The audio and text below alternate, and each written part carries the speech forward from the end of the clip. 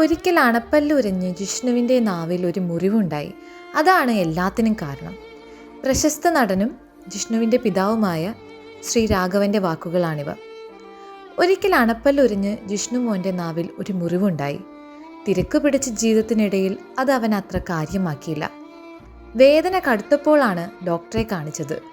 മുറിവിൽ ഫംഗസ് ഉണ്ടായാൽ ലൂക്കോപ്ലാക്കിയ എന്ന ക്യാൻസറിന് വഴിയൊരുക്കുമെന്ന് ഡോക്ടർമാർ മുന്നറിയിപ്പ് നൽകിയിരുന്നു. പിന്നീട് ഒരിക്കൽ നാട്ടിൽ വന്നപ്പോൾ തിരുവനന്തപുരം RCCയിൽ പോയി കാണിച്ചു. അവിടെ എൻഡോസ്കോപ്പി ചെയ്തുവെങ്കിലും കുഴപ്പമില്ല എന്നാണ് അന്ന് ഡോക്ടർ പറഞ്ഞത്.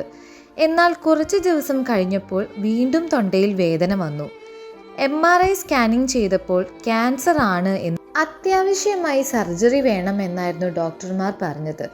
എന്നാൽ ആ സമയം ഏറ്റെടുത്ത 2 സിനിമകളുടെ തിരക്കിലായിരുന്നു ജിഷ്ണു.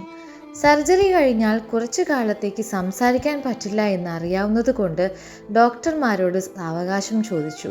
പിന്നീട് ആ സർജറി നടത്തി രോഗം മാറി എന്ന് കരുതി ഞങ്ങൾ സന്തോഷിച്ചു തുടങ്ങിയപ്പോഴാണ് തൊണ്ടയിൽ ഒരു മുഴ പോലെ വന്ന് ശ്വാസം എടുക്കാൻ പോലും പ്രയാസമാണ് എന്ന അവസ്ഥ വന്നത്.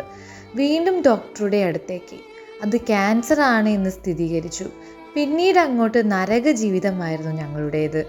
ഇന്ത്യ മുഴുവൻ സഞ്ചരിച്ച് എല്ലാവരോടും സംസാരിച്ച് ഓടി നടന്ന മകൻ പെട്ടെന്ന് ഒന്നും മിണ്ടാൻ പറ്റാതെ നിൽക്കുന്ന അവസ്ഥ ഏതെങ്കിലും അച്ഛന് കണ്ടു നിൽക്കാൻ കഴിയുമോ?